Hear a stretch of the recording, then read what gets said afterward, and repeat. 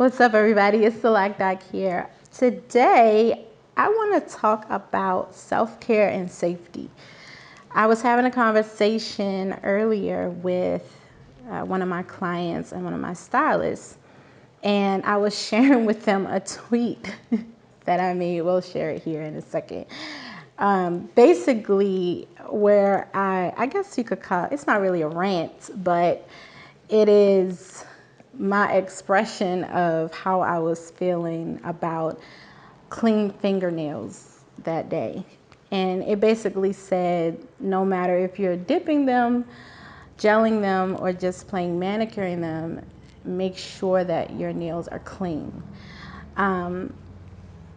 Once I actually got past, I guess, the joke of the tweet, I really started thinking about it and thought it was a good piece of information to share today, because especially when you are doing someone's hair, it is imperative to have clean manicured nails at all times for both your safety and the clients.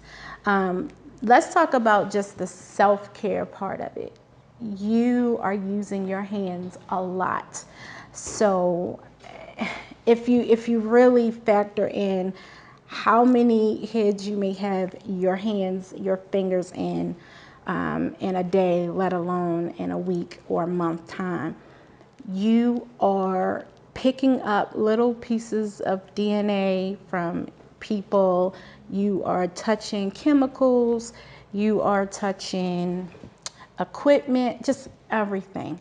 And while washing your hands, of course, is second nature, we have what do you call it? The sanitizing stations all throughout the salon, a shampoo bowl that is constantly clean, a sink to wash your hands, all of those things.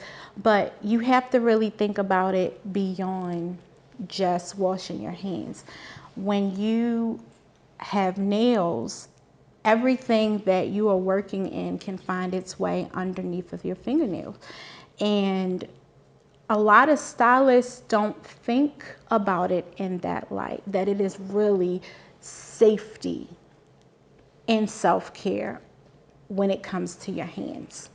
You have to be sure that you keep the integrity of your money makers, your hands. So if you are not regularly getting a manicure, you are leaving chip nail polish on, you are leaving acrylic longer than it should be, and it's exposing at the edges, on the ends, on the tips, what you're opening yourself up to safety wise is not only a bad impression to your clients, but more importantly, you can receive any sort of infection because of that opening in your nail bed or underneath of your nail. So whatever that is that may have been in your client's hair, or if they have some sort of fungus, whatever it is, it's trapped underneath of those little cracks and crevices, and now it's just festering there. I think you have to make sure, in terms of self-care, that while you're choosing your method of manicures, if you want to do gel, if you want to do acrylic, if you're wearing your own natural nail, if you're whatever it is that you're doing, you have to take into consideration what your routine is like and your budget, how frequently you're going to be able to keep up with that particular style. If you really like to have, what is it, SNS powder, but you're not able to have that done regularly every month or every 2 weeks, whatever the recommended service is. And it can change depending on your growth rate of your nails and how quickly, like my nails, these are mine, but they grow extremely quickly. He's telling me to show my hands. They grow extremely quickly. So I have to make sure that I both schedule into my time self-care to have my nails done, but I have to also take into account that budget. If this is what I'm going to use, I'm going to do dip powder, I'm not going to have time to do it myself, then I have to make sure that the budget and the time is allotted for me to go so that I do not have cracks and chips and anything that can make me or my client susceptible to any sort of infection. Aside from that, it is just overall professionalism. As stylists, we can sometimes overlook doing our hair.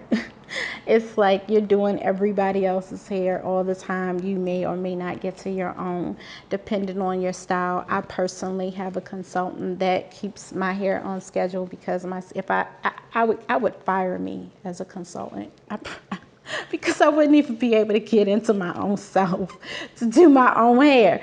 But I have to employ a consultant to make sure that my hair is kept. It's a part of my image. It's a part of my advertising. Who wants for me to do their hair and my hair looks a mess, right? So I have to do what I have to do.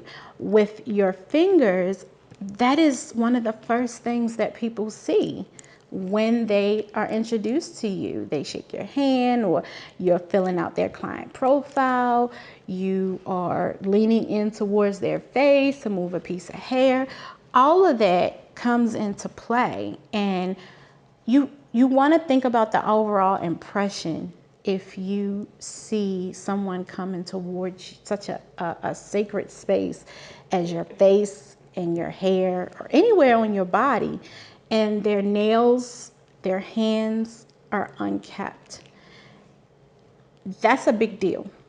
And it might be one of those things that a client would never tell you, but it could be something underlying that could possibly make you lose business. They don't want to feel like Bob the Builder was in their hair when they were getting their shampoo. You want to make sure that at whatever stage you're in, whatever budget you have, you think about this, because it's one of those things that as a salon owner, maybe I didn't think about as much when I was first starting out. But seeing over time and the amount of money that I have to spend that goes into my nails and making sure that they're kept nicely, or if I'm not going to wear polish, especially because if you're going to do regular polish, you definitely have to keep up with that, because all of the chips and the particles, and if you're going to do rhinestones and all that stuff, can go into a client's head, and that could be a lawsuit.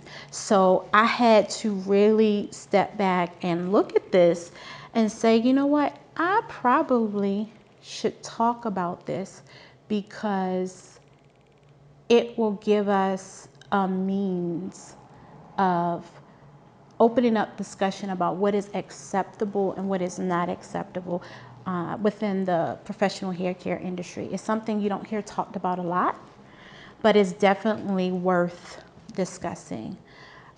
So that's just my take on it. If you have any questions or comments that you would like to share on this topic, please leave a comment below, like, share, and subscribe. You can follow me on Instagram at thelock.az, or find us online, thelock.hairstudio.com. Talk with you soon. Peace.